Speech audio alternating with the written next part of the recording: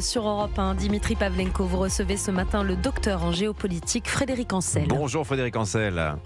Bonjour. Maître de conférence à Sciences Po Paris, votre dernier livre, La guerre mondiale n'aura pas lieu, chez Odile Jacob. Tiens, je rebondis justement sur le titre de votre ouvrage. Est-ce qu'elle n'est pas en train de se déclencher, cette guerre mondiale? Alors, le fait majeur, peut-être pour commencer par l'actualité chaude, Frédéric Ancel, c'est la régionalisation de ce conflit au Moyen-Orient, qui n'a pas encore tout à fait trouvé son nom. Mais depuis 48 heures, on voit que l'Iran a frappé 9 pays alentours, Israël, l'Irak, l'Arabie Saoudite, jusqu'à Chypre. On est aussi notamment une base britannique là-bas. D'après vous, quel est l'objectif des Iraniens? Quel objectif poursuivent-ils en régionalisant ainsi la bataille? Alors deux questions en une. Je vais commencer par la deuxième.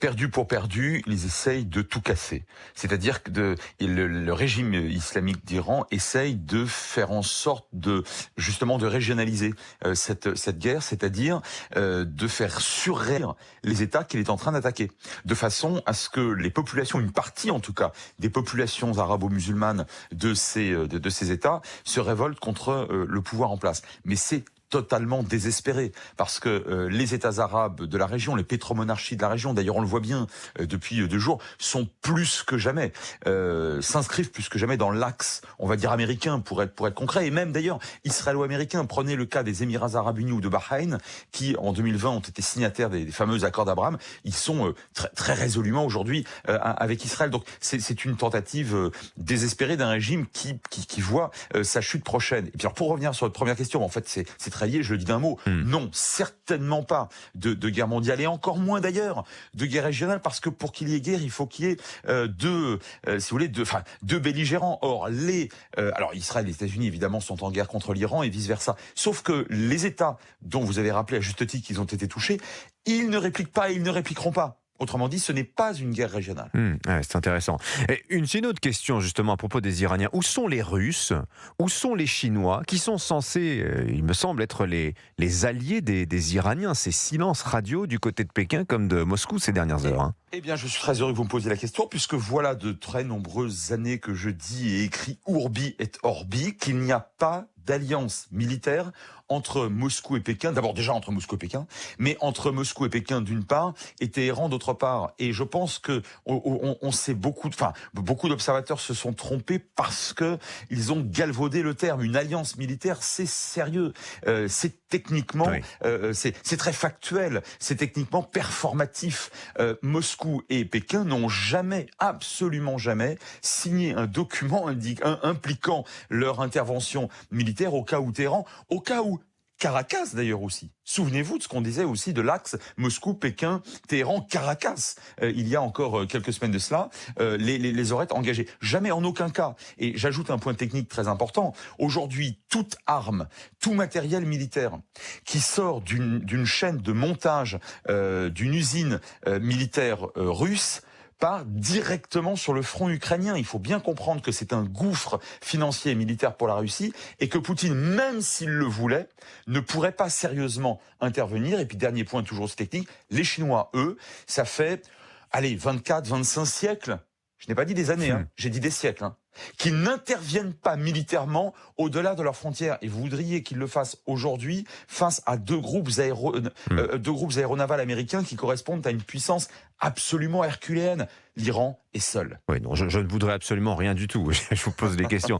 Non, mais c'est intéressant parce que les questions sont abyssales. On peut se demander, par exemple, si fort de son succès en Iran, enfin, si tant est que le régime iranien tombe, ce qui n'est pas encore tout à fait le cas, est-ce que l'Amérique va être tentée de reproduire l'opération, par exemple, en direction de la Russie? Ça fait partie des spéculations qu'on peut avoir. Si on revient sur le concret, sur l'immédiat, vous parliez d'alliance militaire, vous nous disiez il n'y a pas eu d'alliance finalement entre les Iraniens et les Russes, d'alliance militaire. En revanche, la France, elle a par exemple signé un accord de défense avec les Émirats arabes unis. Est-ce que vous pensez que la France peut malgré tout se retrouver entraînée dans cette guerre par ce jeu d'alliance et d'accords de protection? Eh bien, oui, si les Émirats arabes unis demandent à la France d'intervenir au titre de cette alliance. Et vous avez parfaitement raison de rappeler, là pour le coup c'est factuel et c'est vrai depuis en plus 2009, que la France et les Émirats arabes unis sont militairement alliés. Du coup, on entre dans une espèce de casuistique diplomatique. Là, tout dépend de ces deux alliés et surtout des Émirats. Pour l'instant, je constate, d'après mes sources, que les Émirats n'ont pas activé cette alliance militaire. Mais là, effectivement, on pourrait se retrouver engagé, sachant d'ailleurs que c'est un engagement militaire qui ne vaut pas nécessairement frappe immédiate, absolue et totalement déterminante. Vous voyez, c'est-à-dire qu'on peut très bien défendre son allié de façon justement défensive. Et dernière question, Frédéric Ancel. Est-ce que vous pensez qu'un régime ami de l'Amérique et de l'Occident puisse surgir à Téhéran, ce qui serait une révolution, il faut le dire, à l'échelle globale et en tout cas d'un point de vue occidental, hein? Alors, je pense que oui, parce qu'aujourd'hui, la personnalité très manifestement la plus représentative parmi les tendances et les personnes d'opposition à ce régime, c'est le fils du Shah. Alors attention, moi je ne sais pas ce qu'il ferait s'il arrivait au pouvoir, mais a priori jusqu'à présent en tout cas, et depuis des décennies qu'il est dans l'opposition par définition, il a toujours démontré qu'il voulait plutôt effectivement bâtir quelque chose qui ressemble à une démocratie. Et puis dernier point, si vous me permettez, parce que j'ai pas répondu à votre question précédente. Les États-Unis, aujourd'hui, ne cherchent pas, attention, là encore, ne confondons pas, ils ne cherchent pas prioritairement à abattre le régime.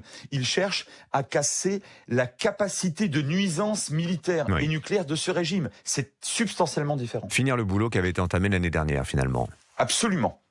Merci beaucoup Frédéric Ancel. Merci à vous. Maître de conférence à Sciences Po Paris. La guerre mondiale n'aura pas lieu chez Odile Jacob, votre dernier ouvrage. Et ce n'est pas une guerre mondiale, hein. C'est clairement le message que vous nous adressez ce matin. Absolument. À propos des événements en cours en Iran et alentour. Merci d'avoir été avec nous ce matin. Merci sur à vous. Bonne journée.